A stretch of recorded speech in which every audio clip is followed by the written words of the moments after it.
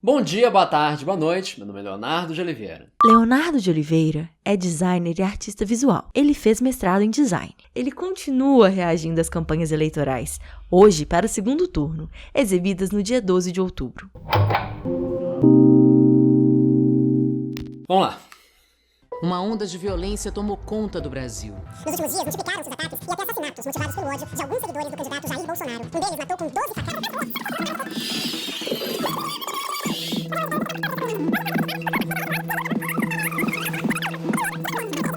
Bom, antes de mais nada, assim, ficar vendo esses horários eleitorais, tudo que o pessoal fala, trazendo à tona as conversas que a gente tá tendo aí no último mês, é tipo ficar esfregando cocô na cara, assim, sabe? Tipo assim, dá aquela depressão básica, mas que tá tudo bem, vai dar tudo certo, vamos lá. A campanha do Haddad, assim como a campanha do Bolsonaro, pode ser dividida em mais ou menos 3 partes. Uma primeira parte de, tipo, noticiário meio sensacionalista. Hoje, uma vida foi ceifada. Uma segunda parte de construção do candidato. Eu tenho fé que juntos venceremos as injustiças. E uma terceira parte, que é uma conclusão que os dois diferem um pouquinho ali na forma como é feito. Os dois candidatos tendo 5 minutos cada um para poder falar dos seus governos, né, seus planos, a gente tem um uso muito interessante que faz com que não seja monótono. Você consegue acompanhar a campanha ali durante todo o tempo. Então isso, eu vou elogiar as duas campanhas, na verdade, porque ficou interessante. De cara, assim, né, a gente, nessa parte da campanha que o objetivo é atacar o outro candidato, a gente tem uma moça falando, né? Multiplicaram-se os ataques e até assassinatos motivados pelo ódio de alguns seguidores do candidato Jair Bolsonaro. Meio que em tom de revolta, assim, né? Pra gente se identificar com ela, comentando sobre todas essas notícias bem bosta que a gente tem visto ultimamente, sabe? Eu e Daniel quebramos a porta! De campanha de ódio e tudo mais. Tem uma construção, uma consolidação da imagem do candidato do PSL como essa pessoa violenta, né? Que mostrou ele com o tripé do cara que filma, né? Vamos fuzilar a petralhada aqui do Acre! É tipo como se fosse uma arma falando que vai fuzilar a petralhada toda do estado lá em questão. Coloca aquela imagem dele fazendo a criancinha também apontar os 2 dedos. Foram mais de 50 atos de violência. Em sinal de arma, né? Que fala sobre, poxa, arma pra criança, né? Então esse é o discurso do Haddad. O Jair Bolsonaro é uma pessoa violenta. E isso não é o Haddad que fala, né? Inclusive, nessa primeira parte, a gente não tem nem nada relativo a 13, às cores do candidato, nem nada do tipo. É o povo falando. Eu tô em pânico. Eu tenho medo. E outras pessoas falando e manchetes para trazer esse ar de denúncia sobre o outro candidato. Aí, inclusive, né, com essa música no fundo bem dramática, de noticiário, aparece as manchetes falando sobre os atos de violência e ódio de eleitores do candidato Bolsonaro. Aí tem, inclusive, né, aquela cena terrível da pessoa com a placa da Marielle Franco, né, quebrada na frente. Inclusive, tem a manchete daquela notícia tragicíssima do Moado Katendê, né, que foi morto a facadas também por um eleitor do candidato oposto. E a coisa da suástica na barriga. E teve uma suástica nazista entalhada no seu corpo. E da pessoa votando com uma arma na mão. Este é o Brasil de Bolsonaro. Que, assim, simbolicamente, eu acho que eu nem preciso de falar direito o quanto que isso é ridículo e desesperador, assim, né? Isso causa um alarmismo na gente quando a gente vê, né? Inclusive, sobre essa questão da suástica nazista, é interessante e preocupante, assim, o quanto que ela tá sendo meio que normalizada. A gente tá acostumando a ver ela de novo, né? Então o seu valor, assim, de choque, os princípios que ela representa passam a começar a serem até defendidos por algumas pessoas, falando que não é tão extremo assim. Assim, quê? Se tem uma coisa que choca na nossa sociedade ocidental depois da Segunda Guerra Mundial, é a suástica nazista. Você quer um estereótipo de vilão? Faz ele vestir uma coisa dessa no braço. Esses jogos caricatos é sempre nazistas, ou demônios nazistas, ou zumbis nazistas. É o cúmulo do super vilão. E assim, de tão ridícula que é essa situação, pra ter uma noção, tem uma lei na internet que chama Lei de Godwin, que fala que toda discussão de internet tende a escalar tanto que uma hora alguém vai comparar o outro ao nazismo, ao a Hitler, e que nesse momento você pode saber que aquela discussão acabou porque ela perdeu o sentido. O Godwin, que é tipo o pai dessa lei, falou que não, aqui tá ok, você pode chamar o cara de nazista, porque a coisa tá séria. E quanto à arma usada na urna, né? Este é o Brasil de Bolsonaro. Para começo de conversa, é crime filmar votação, né? E quando a pessoa pega uma arma para poder fazer esse gesto, né, esse ato, puxa muito de um militarismo, né? Mas também a arma é um símbolo fálico, né? Do masculino, do quase de uma insegurança, assim, da própria pessoa que segura aquilo, né? Meio agressivo demais. Então eu vejo que na campanha do Haddad ele consegue evocar esse simbólico e esse choque, trazer um pouco à tona essa memória dolorosa de todos esses símbolos aí para poder tentar descreditar o outro candidato. Leonardo vai reagir e analisar imagens de campanha que a nossa equipe recebeu nos últimos dias no WhatsApp e que ele ainda não conhece. Ou eu não vi esse vídeo do Cid falando mal, assim, entre aspas, né, pessoal? Vi muito circulando, né, esse meme, né? A versão original dessa piada, eu acho que é muito mais legal do que essa. Vocês já viram? É uma menininha do Silvio Santos que fala assim, Silvio Santos, fala assim, oi, qual que é a diferença entre o poste, a mulher e o bambu? Aí o Silvio Santos fala assim, não sei qual que é. Ela assim, o poste dá luz em cima, a mulher dá luz embaixo. Aí ele falou, e o bambu?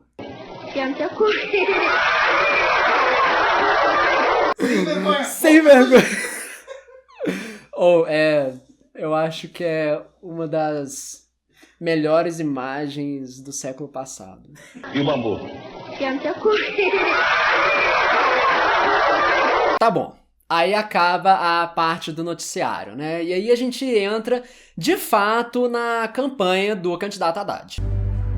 Minhas amigas e meus amigos. Aqui a gente já nota uma mudança muito clara no esquema de cores e na forma como o candidato se comunica e se identifica. O vermelho já não é mais a cor central, ela tá lá, mas agora a gente vê cores nacionais, né, o verde e amarelo, e principalmente o azul, que é uma cor que ela não tá tão relacionada assim ainda à direita brasileira, apesar de poder ser ligada ao PSDB, por exemplo. Mas que agora já é figura batida, que não é muito mais parte desse discurso. Ele puxa um discurso de integração. Todos pelo Brasil! Ele fala, todos pelo Brasil, que é essa ideia de tentar também unir todo mundo e tentar combater um pouquinho a polarização. O candidato aqui também usa da estratégia que a gente falou ali no primeiro turno, né, que é essa linguagem meio papo reto, né? Ele falando direto com você. Queremos um Brasil de paz para todas as famílias. Intimista, com fundo desfocado, ele bem iluminado, falando com calma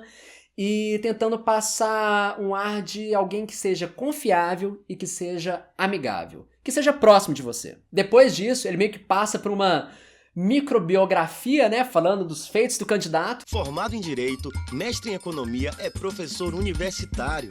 E ele coloca um monte de linguagem de mídias sociais, especificamente do Facebook. Tipo, eu acho isso legal? Acho, assim, né, de tentar incorporar isso, mas sempre que tem coisas fora do seu contexto demais, tipo assim... O prefeito de São Paulo, onde ganhou vários prêmios internacionais. Assim, imagens de Facebook lá na TV, imagens de computador, tipo mouse mexendo na TV, isso acaba me incomodando um pouco, parece um pouquinho forçado, então eu não sei tanto o que penso. Mas tá lá e cumpre sua função. No finalzinho, ele até coloca um sticker lá com a caricatura do candidato. Meu futuro presidente é Fernando Haddad. Pra deixar ele o mais amigável possível para todo mundo, da esquerda ou da direita, ou do centro. Bom, e com esse esforço do candidato de mudar um pouquinho sua linguagem, né, sair um pouco do vermelho demais e mais para as cores nacionais, tem muita gente falando que tem um esforço muito ativo de se desvincular do PT, do Lula e de tudo mais. Só que isso é verdade? Só que mais ou menos, porque na campanha do Haddad ele usa ativamente ainda a figura do Lula. 500 anos de Brasil, nós nunca tivemos alguém da capacidade do Haddad como algo que lhe dê um caráter legitimizante, né? Lhe dê legitimidade. Então tem ali ele falando, conversando com Lula, tem ele usando a camisa Lula livre, né? Especificamente. Então ele se remodela, mas ele não nega o que foi o começo ali do seu discurso na campanha eleitoral. Inclusive, claro, né, com todo aquele apelo ao povo, né? Ele dando mãos, abraçando o pessoal, tirando foto.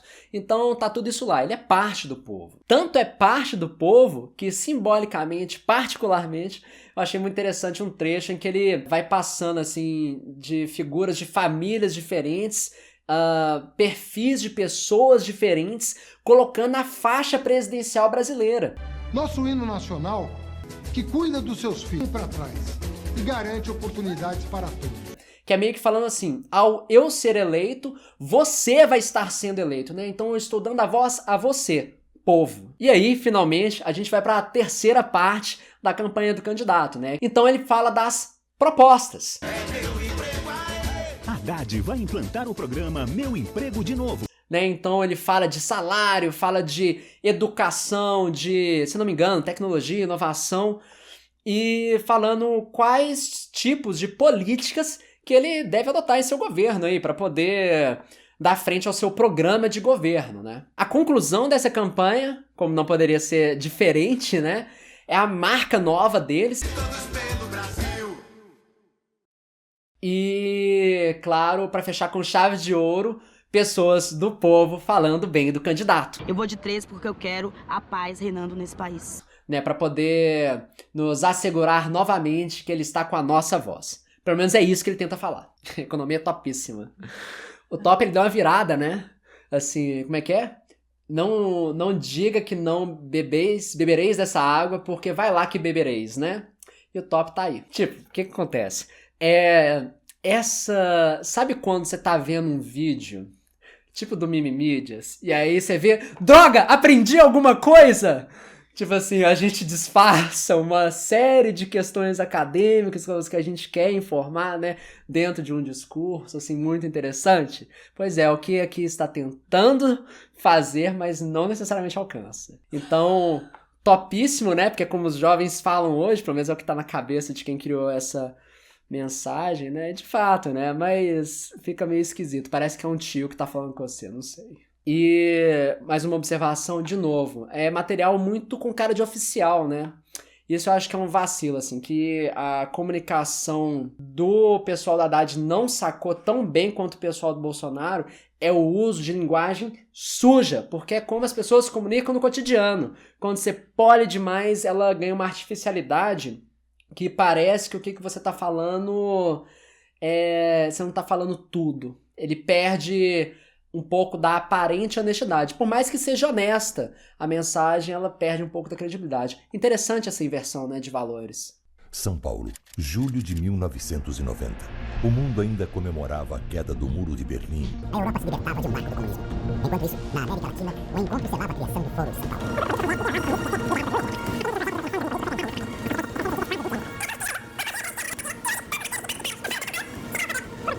Isso aí. Bom, é muito interessante, assim, né, a mudança da produção e do discurso do primeiro para o segundo turno, né?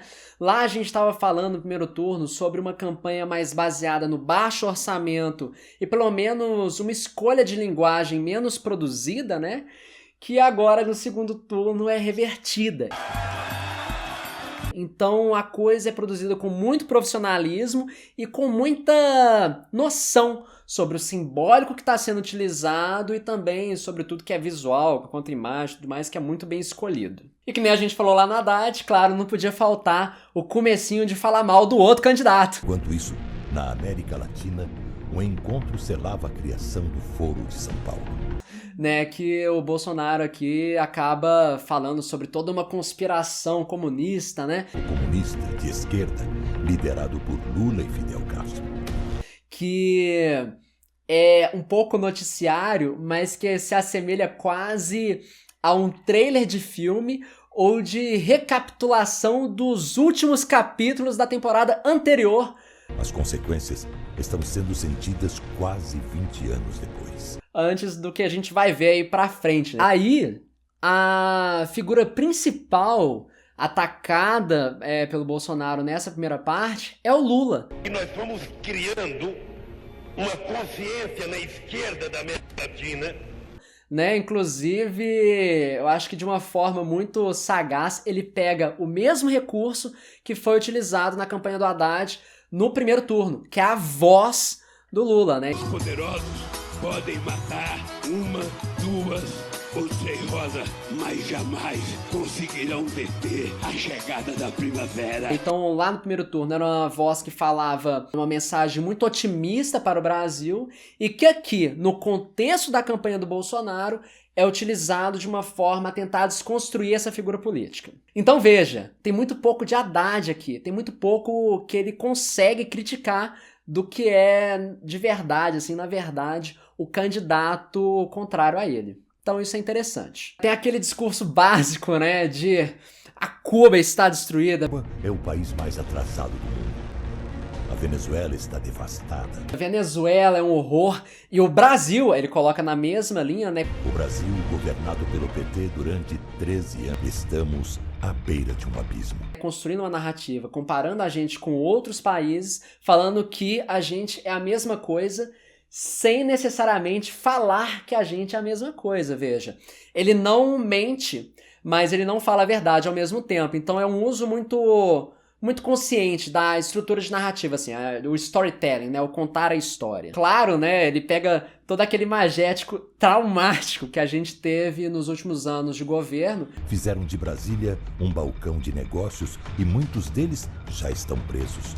Que foi, de fato, né, todos os escândalos de corrupção que foram aparecendo, né? Então ele tenta apelar ao nosso emocional quanto a esses mesmos simbólicos. Eu acho particularmente interessante também quando ele puxa, assim, no final dessas imagens do nosso passado, né, um vermelho escorrendo. Mas o vermelho jamais foi a cor da esperança.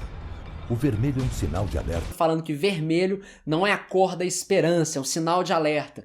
Então, ele consegue pegar esse simbólico do vermelho e usar ele contra o outro candidato. O vermelho tem vários significados, né? Você pode falar de alerta, pode falar de paixão, amor, de violência também.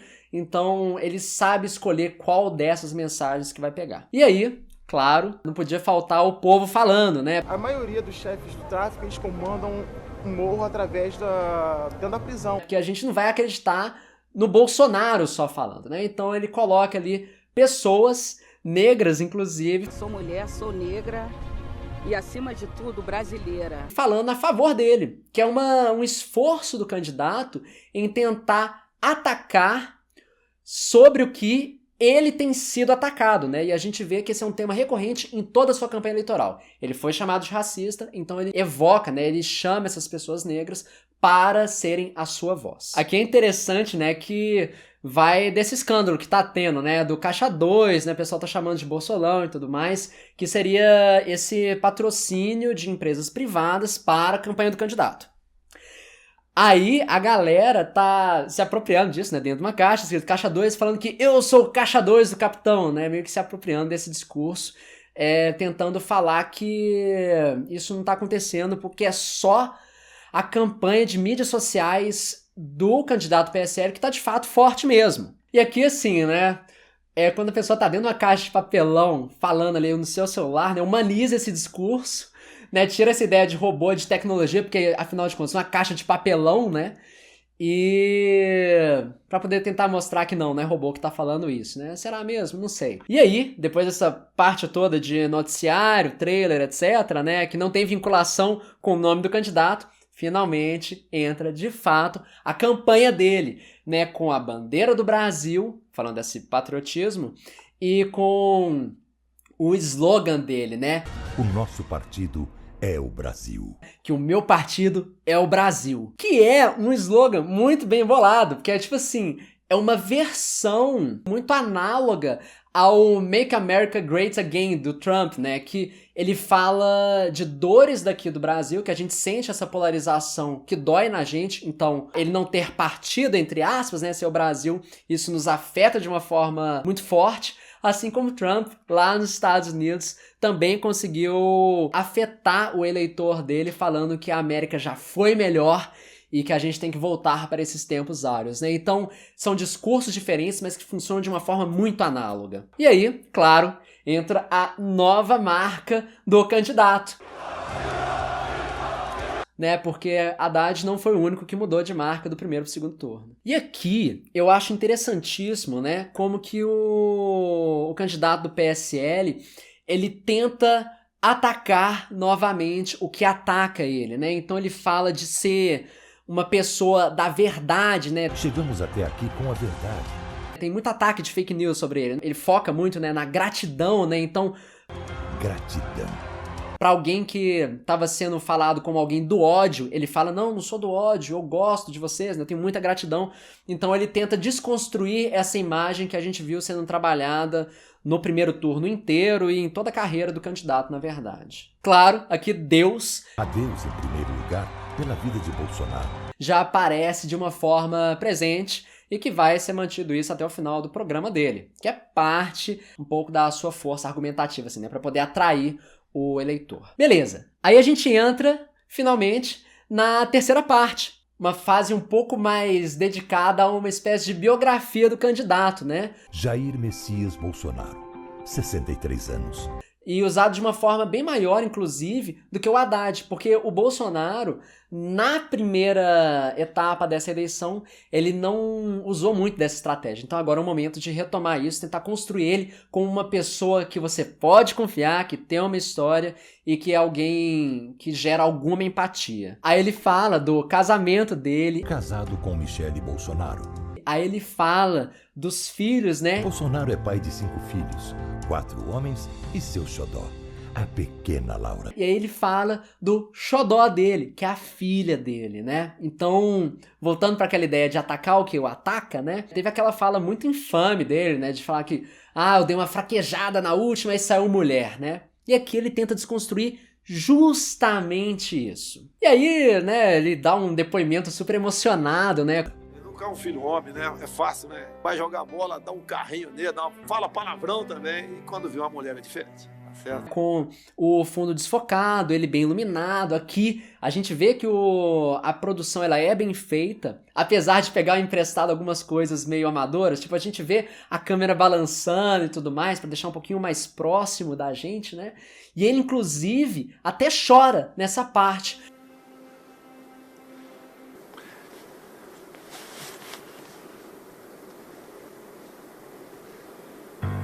Eu já tinha decidido não ter mais filhos.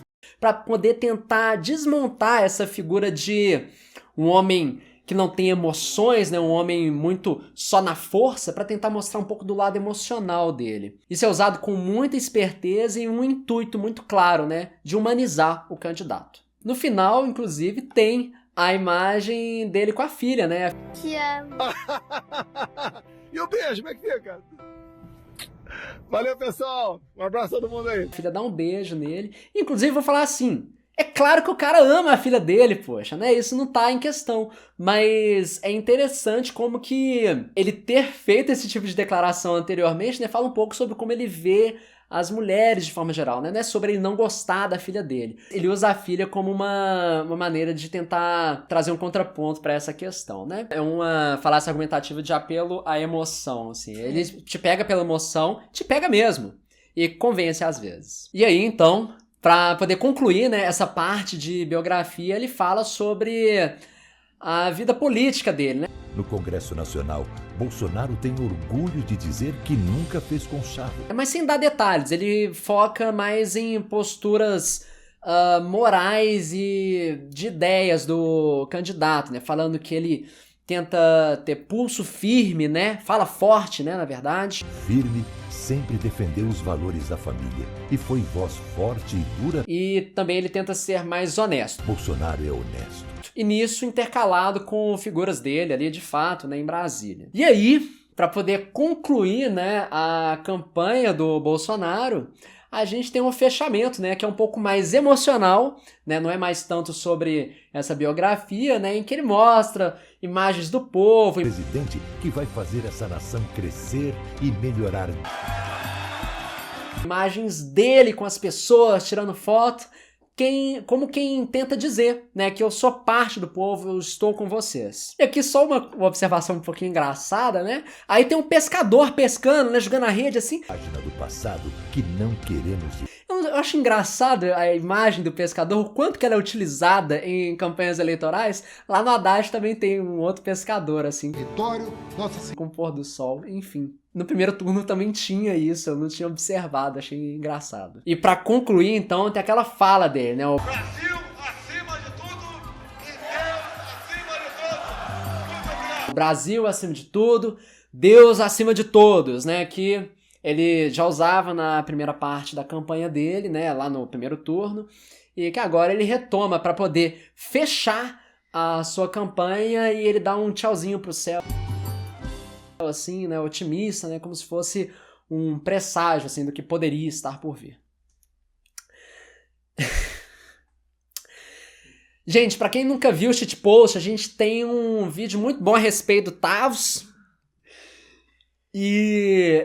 ai, meu Deus... acho que não bastam palavras, acho que essa imagem fala tudo, talvez, será? E aí, é claro, né, a gente não pode deixar de falar do WhatsApp, que é essa coisa meio louca, assim, né, oculta, que tá permeando e mudando completamente o jogo das eleições nesse 2018. E que é muito engraçado, né, que as regras mudam completamente, né, não é nada só do oficial da TV, ou então das entrevistas, ou dos debates, né, mas uma coisa que é quase uma deep web, em que tem um monte de coisas verdadeiras e falsas, que você não sabe distinguir muito bem uma coisa da outra, e nem um material oficial no material que não é oficial. E a ideia é essa, é confundir. A gente consegue detectar alguns padrões nas estratégias dessa comunicação, né, que é uma coisa muito baseada em memes para poder provar pontos, títulos de manchetes para provar questões e muito feito na base da lacração, né? Que é para sair por cima da discussão independentemente daquilo corresponder ou não à realidade. E aí é aquele festival de falácias, né? Em que as pessoas usam o ad hominem, o apelo à emoção, o apelo ao clamor do povo, o apelo à autoridade relevante, né, em que pessoas que não têm nada a falar sobre um assunto são colocadas como autoridades políticas, né, o que não faz o menor sentido. E isso é espalhado, assim, enormemente por todo mundo e a gente tá no meio desse jogo. Então é bem interessante, é outra estratégia, é outra realidade. Eu fico até curioso para saber se em 2018 foi assim, como que vão ser, talvez, as próximas eleições. Isso tudo me faz pensar muito numa campanha sensacional que eu vi do Burger King sobre votos nulos e brancos. Branco? Tá tudo uma... Hoje eu votaria em branco. Branco. Aí fala assim, né? Poxa, o que você acha aí desse hambúrguer aí que você tá comendo, né? Aí a pessoa fala assim, poxa, meio bosta, né? Esse hambúrguer não tá bom. Este é o Whopper em branco, um sanduíche com ingredientes escolhidos por outra pessoa. E quando alguém escolhe no seu lugar, não dá pra reclamar do resultado. Pois é, foi outra pessoa que montou pra você, né? Assim, você vai deixar outras pessoas escolherem qual vai ser o seu contexto, a sua vida pelos próximos 4 anos? Seria bem ruim 4 anos desse lanche. E... é isso, né, gente? Responsabilidade. Tipo, o que você quer pra sua vida? Quem que você acha que realmente tem algum preparo pra guiar um país do tamanho do Brasil pelos próximos 4 anos? Quem que você acha que simbolicamente pode ser perigoso ou não na frente do nosso país como um líder pelos próximos 4 anos? A gente vive num mundo que é do simbólico, né? E quando a gente vê ideais à frente de todos nós, nós tendemos a nos espelhar naquilo. Quer queiramos, quer não. A gente até já conversou sobre isso aqui no canal. Você pode até achar que isso não te afeta, mas te afeta. E é aquela coisa, né? Vale lembrar que um ditador nunca vai chamar uma ditadura de ditadura. A pessoa sempre vai falar que tá fazendo aquilo pelo bem da gente, porque o Estado tá muito corrupto, tá muito inflado e que a gente não tá pronto para uma nova escolha democrática. A gente elege os nossos tiranos e a gente elege os nossos governantes. E agora, isso nunca foi tão verdade. Então, gente, não deixe os outros escolherem por você. Não desperdice a sua voz. A eleição tá aí e a gente faz dela o que a gente quiser.